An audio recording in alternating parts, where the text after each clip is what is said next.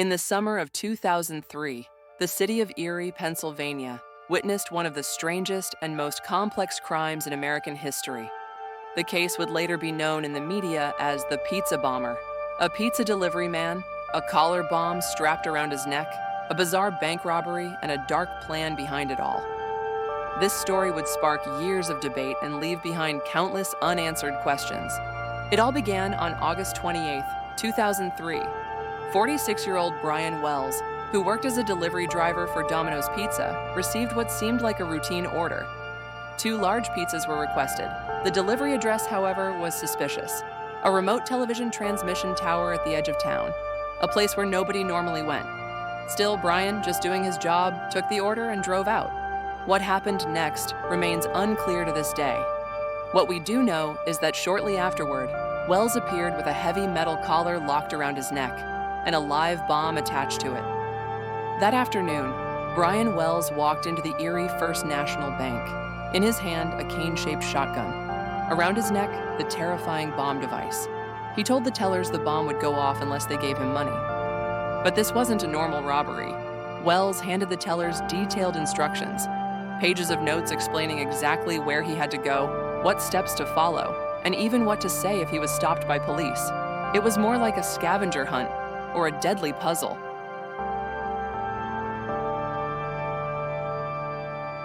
The tellers handed over what they could, just $8,702 in cash.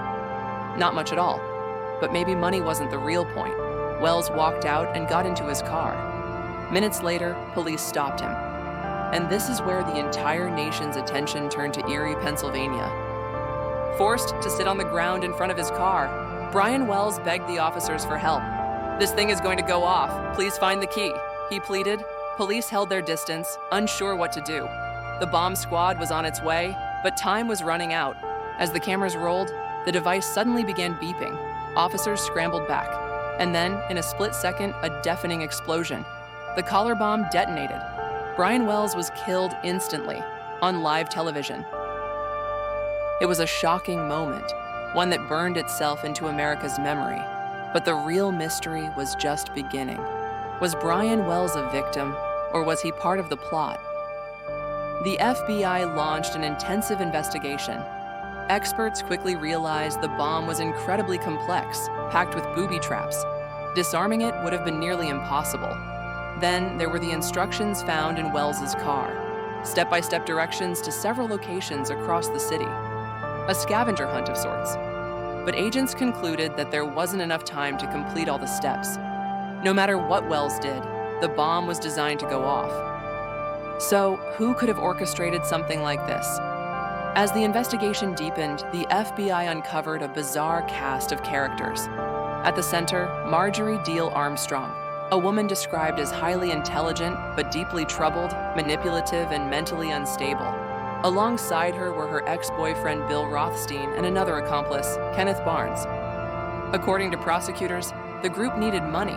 Marjorie allegedly wanted to hire a hitman to kill her own father, and for that, she needed cash. The bank robbery plan was meant to fund it. And Brian Wells?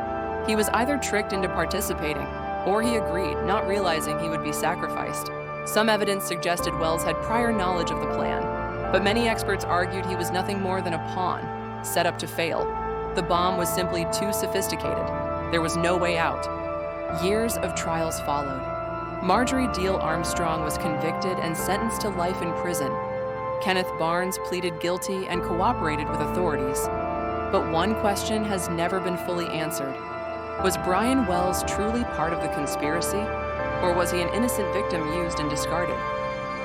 Brian Wells's tragic death went down in history as the Pizza Bomber case, and the sound of that explosion on the streets of Erie still echoes, a reminder of the unanswered questions left behind. If you enjoyed this video, don't forget to like, subscribe, and turn on the notification bell for more true crime stories like this one.